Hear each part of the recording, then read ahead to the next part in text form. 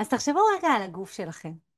לא על איך שהוא נראה, על איך שהוא עובד. תחשבו על הגוף כמו איזושהי מכונה שמייצרת טריליוני תאים שיודעים לרפא את עצמם, לתקן את עצמם.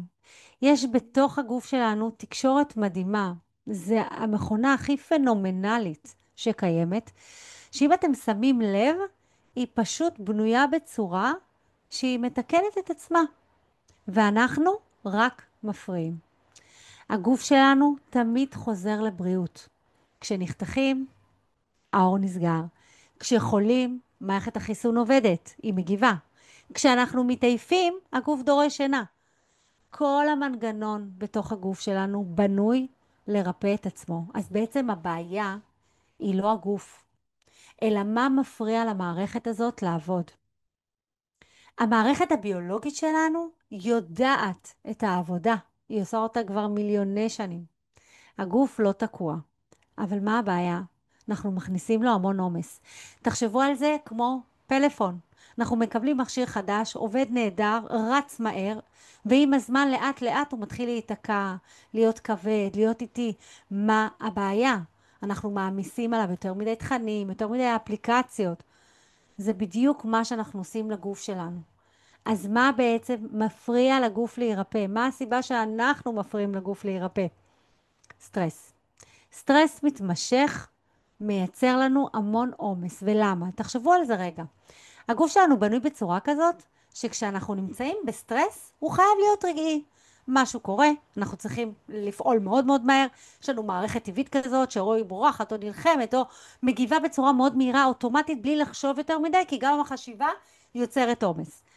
והבעיה היא שכשאני נמצאת במצב כזה כל הזמן, ואני לרגע לא נחה, וכל הזמן אני במתח ובסטרס ובלחץ, ואני לא צריכה להגיד לכם מה קורה במדינה הזאת בשנים האחרונות, אז אנחנו כל הזמן תחת סטרס, הגוף לא נח, אין לו זמן לתקן את עצמו.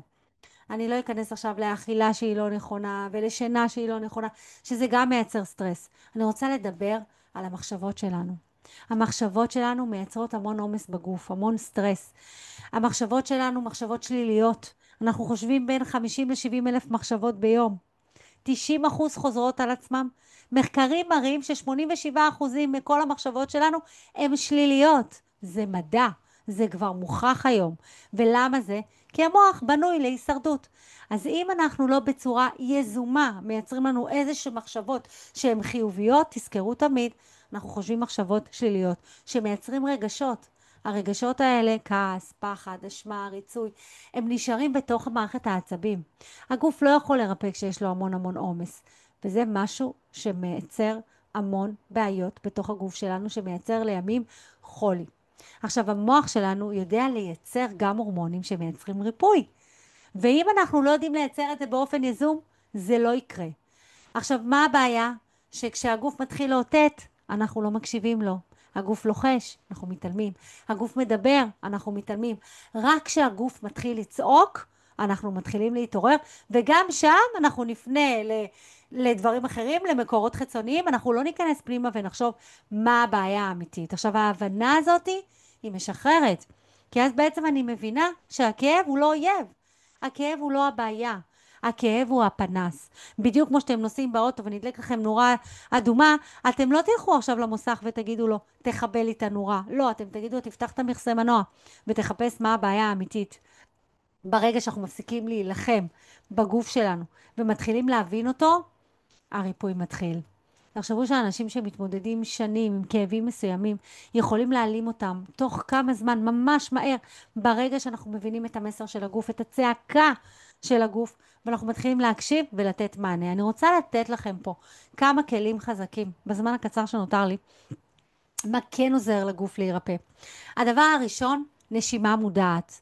אנחנו לא נושמים נכון. לא רק שאנחנו לא נושמים, כל רגע שאנחנו נפגעים, נעלבים, עצובים או כועסים, אנחנו עוצרים את הנשימה שלנו. נשימה מודעת של 3-4 דקות ביום, בין אם זה מדיטציה, בין אם זה רגע לעצור ולקחת נשימה עמוקה כמה פעמים כמו שעשינו בהתחלה ולשחרר, כבר מורידה סטרס. הדבר השני, הקשבה יומית לגוף. מה אני מרגישה? מה עובר עליי? דקה ביום לשאול, איך אני מרגישה עכשיו? מה עובר עליי? להניח יד, לנשום, לחבק את עצמי. והדבר השלישי, שחרור רגשי מודרך.